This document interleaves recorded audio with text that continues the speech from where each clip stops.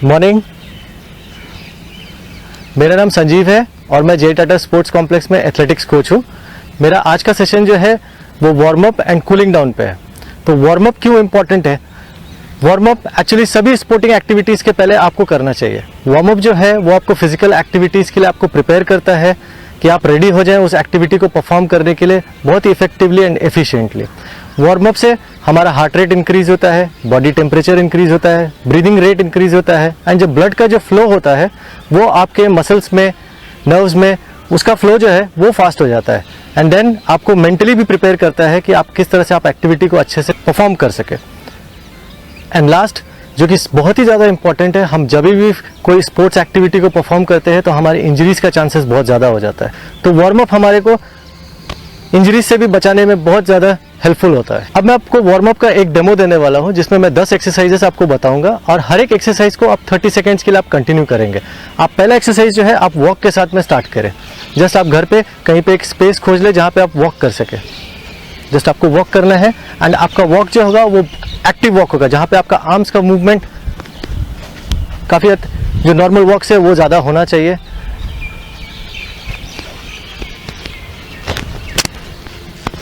फिर आप वॉक करेंगे आर्म्स मूवमेंट के साथ। उसके बाद नेक्स्ट एक्सरसाइज आप हाई नी के साथ में वॉक कीजिए।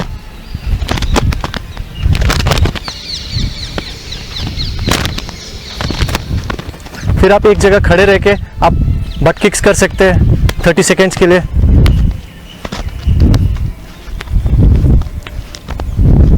नेक्स्ट एक्सरसाइज हाई नी पुल्स आप कर सकते हैं। इसको आपको कोऑर्डिनेट करना है।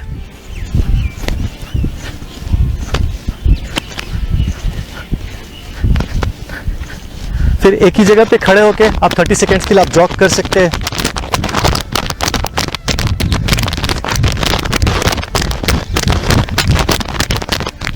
Then torso twist,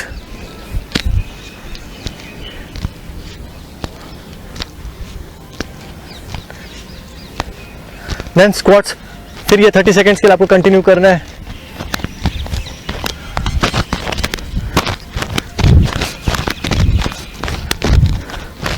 then change, legs के मूवमेंट फॉरवर्ड होंगे एंड ट्राई टू टच। दोनों हाथ से आप टोज को टच करने की कोशिश करेंगे। 15 सेकेंड्स लेफ्ट लेग के साथ, 15 सेकेंड राइट लेग के साथ। देन बॉक्सेस शफल, ये 30 सेकेंड्स के लिए आप कर सकते हैं।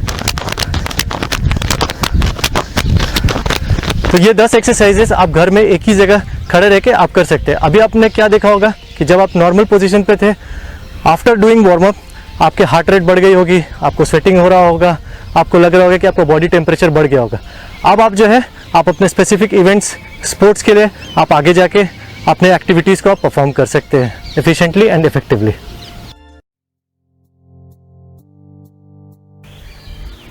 नमस्कार, मैं Manish Kumar, coach Naval Tata hockey academy. आप सभी को जो है हॉकी की बेसिक्स नॉलेज और थोड़ा सा इंट्रोडक्शन के बारे में बताऊंगा और इस वीडियो को लास्ट तक देखें। लास्ट में आपसे एक क्वेश्चन पूछा जाएगा जिसका सही जवाब देने पर आप सभी को इनाम दिया जाएगा। पहले मैं बेसिक स्किल पे जाने से पहले आप सभी को जो है थोड़ा सा हॉकी की हिस्ट्री के बारे में और उसकी रूपरेखा के बारे में बताना चाहूँगा, जो कि जैसे कि आप सभी को पता है कि हॉकी हमारे देश का और हमारे वर्ल्ड का बहुत ही पुराना गेम है और सेकंड लार्जेस्ट टीम गेम है जिसको कि 100 से ज़्यादा कंट्रीज़ खेलती हैं और हॉकी के इतिहास में भारत का बहुत ही महत्वपूर्ण योगदान रहा है। ओलंपिक में भारत की जो योगदान रहा है जिसमें कि भारत ने 11 मेडल दिए हैं, जिसमें कि 8 गोल्ड मेडल हैं और 1 सिल्वर और 2 ब्रोंज के साथ टोटल 11 है मेडल टैली में। और वर्ल्ड कप में भी 1975 में जो है गोल्ड मेडल है इंडिया के पास। और जैसे आपको पता है कि इंडिया में सबसे पहले जो है ये ब्रिटिश आर्मी के थ्रू इंडिया में आया था और इसका सबसे पहला क्लब जो है वो कलकत्ता में इस्टेब्लिश किया गया था। और कलकत्ता में एक बहुत ही सबसे पुराना टूर्नामेंट बैटन कप आयोजित किया जाता है। जैसे कि मैं आपको दिखाना चाहूँगा हॉकी की डायमेंशन के बारे में। जो हॉकी की पिच की लेंथ होती है, आर्टिफिशियल सरफेस होता है, इसकी जो लेंथ है वो 91.40 मीटर होती है और इसकी विड्थ जो है वो 55 मीटर होती है और इसकी पूरी लेंथ को जो है 4 क्वार्टर्स में डिवाइड किया जाता है, 1 2 3 4। और इसमें एक डी एरिया बनाया जाता है जिसको हम शूटिंग सर्कल भी बोलते हैं। तो शूटिंग सर्कल इसलिए बनाया गया है कि हॉकी में आप इसी के अंदर से अगर शूट करते हैं इनसाइड द गोल तो ही गोल कंसीडर किया जाएगा, आउटसाइड द डी फुटबॉल की तरह इसमें गोल नहीं होता है। ओके, तो मैं आपको हॉकी स्टिक के बारे में बताना चाहूँगा। जो हॉकी स्टिक है उसकी जो मैक्सिमम लेंथ है वो 105 सेंटीमीटर से ज़्यादा नहीं होनी चाहिए और हॉकी स्टिक का जो वज़न है वो 737 ग्राम से ज़्यादा नहीं होना चाहिए। आप उससे कम रख सकते हैं बट 737 ग्राम से ज़्यादा नहीं होना चाहिए। और हॉकी को खेलने के लिए जो ये फ्लैट साइड का पार्ट है वो ही यूज़ कर सकते हैं। आप बैक साइड का जो पार्ट है वो बैक स्टिक यूज़ नहीं कर सकते हैं, आप फ्लैट साइड से ही हॉकी खेलते हैं। सो मैं अब आपको बॉल के बारे में बताना चाहूँगा। जो हॉकी की बॉल है वो स्पेरिकल शेप की बॉल होती है जिसका सरकमफ्रेंस 223 mm होता है और इसका जो वज़न है वो 156 से 163 ग्राम तक हो सकता है। सो अब मैं अपने सहयोगी मिस्टर प्रफुल्ल तिर्की जो नवल टाटा हॉकी एकेडमी में हेड कोच हैं, मैं उनको बुलाना चाहूँगा कि वो आप सभी को थोड़ा बेसिक स्किल्स के बारे में बताएं। Good morning everyone. हम अभी जैसे मेरे कलीग ने आप लोग को हॉकी का इतिहास के बारे में बताए, तो अभी हम हॉकी का जो फंडामेंटल बेसिक स्किल्स होते हैं उसके बारे में हम आप लोग को बताने जा रहे हैं। तो शुरू करेंगे हम लोग पुश पास से। ये पुश पास बहुत ही महत्वपूर्ण है हम लोग का आज का हॉकी में, ठीक है। तो इसी पुश पास में हम लोग का टेक्निक्स आते हैं। ये ज़्यादातर हम लोग का 5 टेक्निक्स होते हैं इस पुश पास में। फर्स्ट हम लोग का आ जाता है ग्रिप, आ जाता है हॉकी का ग्रिप कैसे पकड़ना है। सेकेंड में आ जाता है बॉडी पोजीशन आ जाता है, शरीर का पोजीशन उसका कैसे रहना है। उसके तीसरे में आता है बॉल पोजीशन, बॉल कहाँ रहना चाहिए। उसके बाद चौथे में आते हैं हम लोग का एग्जीक्यूशन, ये जो हम लोग कार्यरत करने वाले हैं उसको कैसे करते हैं। उसके बाद 5वां जो है फॉलो थ्रू मतलब हम लोग जब कार्य करते हैं उसके बाद हम लोग का शरीर का दिशा और दशा कहाँ होती है। तो अभी हम जैसे आप लोग को बताए टेक्निक्स के बारे में, अभी उसको विस्तार रूप से बताने जा रहे हैं। पहले हम लोग का ग्रिप, जो हॉकी हमेशा खेलते हैं हमेशा हम लोग का जो बायां हाथ स्टिक का ऊपर ही भाग में रहता है, एकदम फर्मली स्ट्रॉन्ग रहता है। और हम लोग का जो हॉकी का जो इनर एज बोलते हैं उसमें हम लोग का थंब एंड इंडेक्स फिंगर ये वी शेप बनाता है हॉकी के अंदरूनी भाग में, ठीक है ना। तो ये ग्रिप हो गया। उसके बाद जब बायां हाथ आता है, बायां हाथ के बाद दायां आता है, दायां हाथ का पोजीशन बायां हाथ का नीचे होता है। ये हम लोग का पोजीशन जो होता है हम लोग कभी कभी बोलते हैं कि ग्रिप का आखिरी भाग में पकड़ना, या इस डिपेंड करता है खिलाड़ी कैसे वो अपना पकड़ रहा है। बहुत खिलाड़ी सामने पकड़ते हैं, बहुत खिलाड़ी नीचे पकड़ते हैं। तो बेसिकली हम बोलने जाएंगे तो जब हम पुश पास का ड्रिल करेंगे तो ग्रिप इधर ही बायां हाथ यहाँ होना चाहिए, बीप साहब दायां हाथ ग्रिप का आखिरी भाग में। और एक इम्पोर्टेंट चीज़ ये अभी तक हम लोग को बताया जा रहा है कि और किया जा रहा है कि ये जो हम जब राइट हैंड पकड़ते हैं ग्रिप का नीचे, तो हमेशा एक जो हम लोग का इंडेक्स फिंगर है एक बैलेंस की तरह जो हम लोग का हॉकी का पिछले भाग में रहता है, ताकि ये कभी भी हम लोग कुछ काम करें तो ये बैलेंसिंग काम करता है, ठीक है। तो ये हो गया हम लोग का ग्रिप पोजीशन। अभी हम बॉडी पोजीशन पे आएंगे। बॉडी पोजीशन नेचुरल बेंड होना चाहिए, ठीक है ना। जैसे हम लोग प्राकृतिक हम लोग झुकाव बोलते हैं, प्राकृतिक झुकाव होना चाहिए शरीर में, ताकि प्राकृतिक झुकाव इसलिए किया जाता है कि हॉकी से हमेशा झुक के खेला जाता है। हम लोग कहीं भी मूवमेंट कर सकते हैं, फॉरवर्ड बैकवर्ड राइट लेफ्ट कभी भी कर सकते हैं। इसलिए हम लोग का जो पोजीशन होना चाहिए, जो कंधे हैं कंधे के बराबर में पैर दोनों पैर फैलेगा, प्राकृतिक झुकाव, ये हम लोग का बॉडी पोजीशन हो गया, ठीक है। उसके बाद बॉडी पोजीशन के बाद हम लोग आते हैं बॉल पोजीशन। बॉल हम लोग को कहाँ रहना चाहिए, तो हम ट्राई करेंगे। बॉडी पोजीशन हो गया, ग्रिप हो गया। बॉल उसी जगह पे रहना चाहिए कि जो हम लोग बॉल को हम लोग देख सकें, हम लोग के खेलने का डिस्टेंस में हो सके, ताकि हम लोग को पुश करने में आसान होगा। तो बॉल पोजीशन यही हम बोलेंगे। हम लोग का जो शरीर का जो हम लोग का आकार हो गया। उसके बाद हम लोग जब बॉल पुश करते हैं हमेशा याद रखेंगे कि थोड़ा सा जो बायां पैर है टारगेट की तरफ फेस करेगा जहां हम लोग पुश करना चाह रहे हैं। उसके बाद ये जो हम लोग बायां पैर है, बायां पैर का एक लाइन खींचेंगे, एक सीधी से लाइन खींचेंगे। लाइन का थोड़ा सा पीछे में बॉल रहेगी, ताकि हम लोग को पुश करने में आसान होगा। तो हम लोग बेसिकली बॉल पोजीशन, मेरा पैर सीधी टारगेट की तरफ दिख रहा है, लकीर खींचे, बॉल नीचे आ रहा है। जैसे हम देखे बॉल को यहाँ हम पुश कर सकते हैं, ठीक है। तो एक हम दिखा रहे हैं कि हम बॉल पुश पोजीशन कैसे है, पुश हो गया। उसके बाद पुशिंग के बाद हम लोग बॉल पोजीशन के बाद क्या आता है, हम लोग का एग्जीक्यूशन आता है। एग्जीक्यूशन में यही होता है कि हम लोग बॉल को कैसे पुश करते हैं, बॉल को हम लोग कैसे कार्यरत करते हैं। तो हम लोग का जैसे हम लोग का ग्रिप हो गया, बॉडी पोजीशन हो गया, बॉल पोजीशन हो गया। अब एग्जीक्यूशन में हमेशा याद रखेंगे कि जब भी हम लोग बॉल पुश करेंगे, हॉकी का मध्य भाग जो हम लोग का प्लेट बोलते हैं, सामने वाले प्लेट के सेंटर से बॉल को, सेंटर को हम लोग एक ही साथ रखेंगे। और इसको जैसे हम लोग पुल पुश बोलते हैं, पहले प्रेशर हम लोग का राइट फुट पे रहेगा, ये जो हम लोग का बोलते हैं दायां पैर पे रहेगा। जैसे हम लोग काम करने जा रहे हैं, ये यहाँ से बायां पैर में उसका पावर जनरेट होगा, ओके। उसके बाद हम लोग आखिरी जो हम लोग का टेक्निक है वो है हम लोग का फॉलो थ्रू। फॉलो थ्रू भी आज का हॉकी में बहुत महत्वपूर्ण रहता है, क्योंकि प्रॉपर फॉलो थ्रू रहेगा, इंजरी से बचना है और हम लोग का जो टारगेट अचीवमेंट करना चाहते हैं वो अचीवमेंट होता है। तो फॉलो थ्रू हम लोग जैसे हो गया, ग्रिप हो गया, बॉडी पोजीशन हो गया, उसके बाद हम लोग का बॉल पोजीशन हो गया, एग्जीक्यूशन भी हम लोग कर लिए। उसके बाद फॉलो थ्रू जब हम लोग करते हैं, देखिए सारा रेडी है। जैसे हम लोग बॉल को पुश करते हैं, फॉलो थ्रू देखिए, ये जो कंधा है, कंधा हमेशा डायरेक्ट टुवर्ड्स द डायरेक्शन रहेगा जहां हम लोग बॉल भेजना चाहते हैं, ताकि हम लोग का जो मूवमेंट है, फ्लोलेस है, वो कंटिन्यू रहेगा।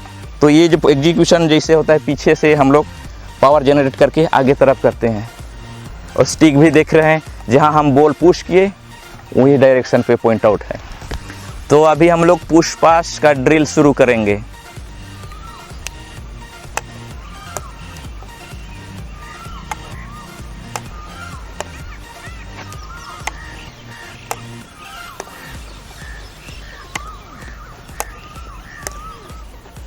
तो अभी हम लोग सेकेंड जो हम लोग का टेक्निक है वो ड्रिबलिंग के बारे में बताने जा रहे हैं। तो ड्रिबलिंग यही होता है कि हम लोग बॉल को बार बार दाएं से बाएं, बाएं से दाएं हम लोग बॉल को टैप करते रहते हैं। जैसे हम लोग देख पा रहे हैं कि ड्रिबलिंग कैसे हो रहा है।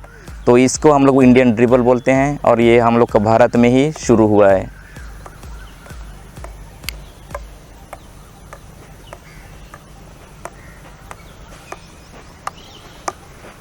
अभी हम लोग ड्रिबल का दूसरा ड्रिल करने जा रहे हैं, ये बहुत ही महत्वपूर्ण है। Good, small small long, small small long, go back, do it again.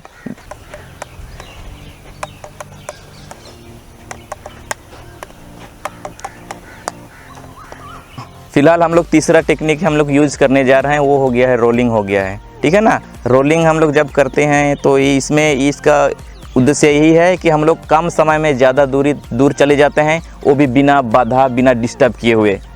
तो अभी हम लोग रोलिंग का स्किल्स करने जा रहे हैं। देखिए स्टिक और बॉल साथ में। एक चीज़ ध्यान दीजिएगा, जब हम लोग रोल करते हैं तो स्टिक और बॉल एक साथ रहेगा, वो मैदान एकदम ग्राउंड के ऊपर ही रहेगा। ओके, तो हम लोग अभी दूसरा स्टेज, रोलिंग का दूसरा स्टेज का बारे में बताने जा रहे हैं, जहाँ की हम लोग ये प्लेइंग सिचुएशन में हम लोग करके दिखाएंगे। तो ये जब स्टिक और बॉल देख रहे हैं, ये सटा हुआ है एक साथ और वो उसका सारा पोजीशन सारा रेडी है, तो हम लोग अभी रनिंग पोजीशन में दिखाएंगे। तो हम लोग चालू करें। देखिए स्टिक और बॉल मैदान में चिपका हुआ है। अब हम रिसीव के बारे में हम आप लोग को बताएंगे। ये जो रिसीविंग स्किल्स है बहुत ही महत्वपूर्ण है। हॉकी में हमेशा हम लोग बॉल को रिसीव करके ही पास, हिट, पुश कर सकते हैं। तो इसका रिसीव ग्रिप ऑलमोस्ट सेम रहता है। हम रिसीविंग का पोजीशन भी रहता है। हम लोग रिसीविंग में हम लोग ज़्यादातर दो प्रकार के रिसीविंग होते हैं। एक होता है क्लोज रिसीव, सामने रिसीव करना, अपना रीच के दौरे में रिसीव करना, और दूसरा चीज़ जो होता है ओपन रिसीव, जब हम लोग खुला जगह में वो बॉल को रिसीव करते हैं बिना मोमेंट का, बिना बाधा दिए हुए। और इसी दो रिसीविंग में और छोटा सा हम लोग का सब पॉइंट्स है। जब हम लोग रिसीव करते हैं तो एक फोरहैंड रिसीव करते हैं, सामने हम लोग सामने तरफ रिसीव करते हैं, और दूसरा जो है हम लोग का ऑपोजिट साइड रिसीव करते हैं। इसको बोलते हैं बैक हैंड रिसीव, ठीक है। तो फोरहैंड रिसीव हमेशा नॉर्मल रहता है, ग्रिप एक ही रहता है, सब सारा बॉडी पोजीशन सारे रहते हैं। जब भी हम लोग बॉल आता है तो हमेशा हम लोग रिसीव करते हैं सामने। एक हम लोग डेमो दिखाएंगे। ये क्लोज रिसीव हो गया, सामने रिसीव किया, अपना पोजीशन में बॉल रहा है, ये हम लोग के पास बॉल सिक्योर है, इसको हम लोग ओपोनेंट हम लोग से कोई छीन नहीं सकता है।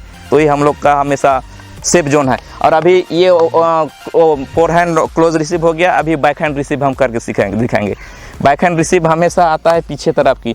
जब बॉल आता है तो थोड़ा सा इसमें हम लोग का जो ग्रिप का पोजीशन है वो चेंज हो जाता है। हम लोग जब रिसीव करते हैं, फोरहैंड रिसीव करते हैं, याद रखना हमेशा ये पीछे भाग से खेलना मना है, ये फाउल है, ठीक है। तो हम लोग ये पीछे वाला हॉकी का जो भाग है, इसे हम लोग कभी बॉल को रिसीव करने नहीं सकते हैं। इसलिए जब कभी भी बॉल आता है, जब हम लोग नॉर्मल ग्रिप से जैसे जैसे हम लोग टर्न होते हैं, शरीर घूमता है, हम लोग ग्रिप का पोजीशन भी चेंज होता है, ये पोजीशन आ जाता है। तो यहाँ बॉल आ रहा है, रिसीव करके रखना है, ओके, ये हो गया। उसके बाद हम लोग ओपन रिसीव बोले थे, जैसे ओपन रिसीव जो आ जाता है, हम लोग ओपन रिसीव जब आता है तो हम लोग बॉल को बिना बाधा किए हुए, स्पेशली ये जो ओपन रिसीव होता है कभी कभी काउंटर अटैक या टर्न ओवर बोलते हैं, उसमें ज़्यादातर यूज़ किया जाता है। तो हम अभी ओपन रिसीव फोर हैंड करके दिखाएंगे। तो ये जो हो गया, मोमेंट हो गया, हम सामने जाते हैं, जब बॉल आता है हम सामने जाते हैं। सामने जाके पहले मेरा पोजीशन देखिए सामने था, पहले मेरा पोजीशन एकदम कम्प्लीटली मेरा पार्टनर के पास था। जैसे वो बॉल दिया, मेरा डायरेक्शन चेंज हो गया। जैसे मेरा डायरेक्शन चेंज हो गया कि जहाँ मेरे को जाना है उस साइड पे मेरा डायरेक्शन हो गया। तो ये हो गया फोर हैंड ओपन रिसीव। अभी back hand receive, back hand open receive ऐसे होगा कि जब हम लोग बॉल आएगा, हम दौड़ेंगे। देखिए बॉल जब आया, मेरा बॉल का पोजीशन हम यहाँ नहीं रुकी, यहाँ रुकते तो मेरा कंधा और मेरा शरीर डेड हो जाता, ताकि हम अगला स्टेप हम नहीं कर पाते। इसीलिए दूसरा और एक बार ध्यान से देखेंगे कि जब हम लोग बैक हैंड ओपन रिसीव करेंगे, पहले हम लोग का पोजीशन ऐसे रहेगा। जैसे बॉल आ रहा है, रिसीव करके रिसीव करेंगे या थोड़ा सा टच करेंगे, उसी मोमेंट में हम लोग अपना दिशा की ओर बढ़ जाएंगे। तो अभी हम लोग आप लोग को हम लोग 4 बेसिक स्किल्स के बारे में बताए। तो हम लोग को उम्मीद है कि आप लोग इस मुश्किल घड़ी में आप लोग बाहर ये प्रैक्टिस कर नहीं सकते हैं। तो अगर घर में प्रैक्टिस करेंगे तो ध्यान दीजिएगा कि आपका सरफेस कैसे है, आपका अगल बगल में कोई टूटने उठने वाला वस्तु है या नहीं, कहीं कि बॉल लगने से वस्तु टूट सकता है। तो जब भी ये ड्रिल करेंगे तो हमेशा ध्यान देना कि आप अपना हमेशा फर्स्ट एंड फॉरमोस्ट चीज़ होता है सेफ्टी, ठीक है ना। सेफ्टी सही रहा तो सारा चीज़ सही रहा। तो फिलहाल हम लोग को उम्मीद है कि आप लोग ये जो ड्रिल्स बताएं उसको आप लोग घर में ज़रूर करेंगे और आप लोग बहुत बहुत एंजॉय करेंगे। बहुत खूब सारे हम लोग का शुभकामनाएं हैं आप लोग को, और अगला हम लोग सेशन में भी आप लोग को देखना चाहते हैं। और अभी मेरा सहयोगी कोच जो हैं, आप लोग को स्टार्टिंग में हम लोग बताए थे कि हम लोग एक इंटरेस्टिंग क्विज़ या क्वेश्चन पूछने वाले थे, उसको अभी हम लोग सहयोगी आप लोग को पूछेंगे। ओके, तो आज का जो, जैसे कि आपको बताया था कि आज का एक क्वेश्चन रहेगा, तो हमारा आज का जो क्वेश्चन है वो यह क्वेश्चन है कि हॉकी में जो भारत का खिलाड़ी है वो 4 बार ओलंपिक, 4 बार वर्ल्ड कप और 4 बार एशियन गेम खेल चुका है। आपको उसके बारे में बताना है और सही जवाब जो हमारे वीडियो के नीचे में ईमेल आईडी दिया गया है, आप उस पर जल्द से जल्द करेंगे तो आपको जो है उसका सही आंसर देने के बाद आपको जो है एक इनाम दिया जाएगा। और मैं लास्ट में जो है कि थैंक्स करना चाहूँगा टाटा स्टील डिपार्टमेंट का और टाटा ट्रस्ट का और जो है हॉकी एस फाउंडेशन का, जो कि उन्होंने हॉकी को भी ऐड किया समर कैंप में। और मैं आशा करता हूं कि इन फ्यूचर जो है जमशेदपुर में बहुत सारे हॉकी के खिलाड़ी हमको मिलेंगे, देखने को मिलेगा। धन्यवाद। धन्यवाद।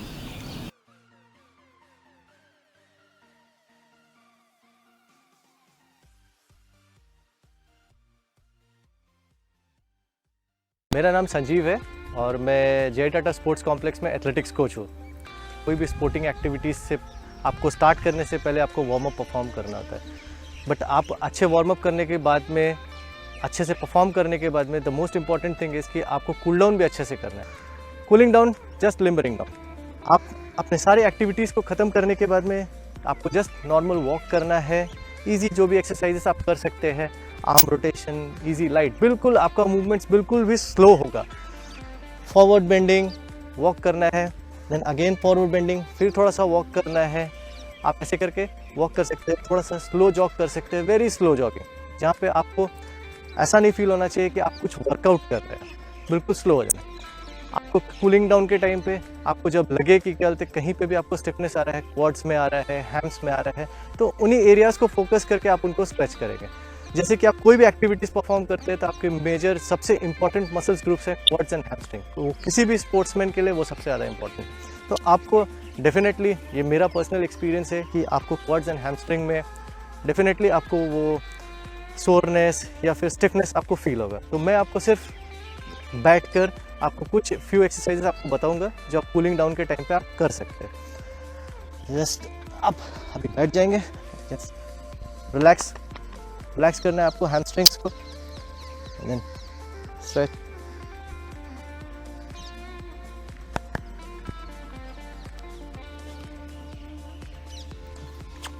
बटरफ्लाई,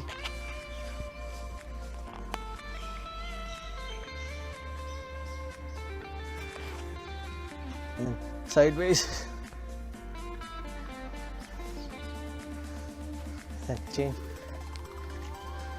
अपर बॉडी को स्ट्रेच करना है स्लोली।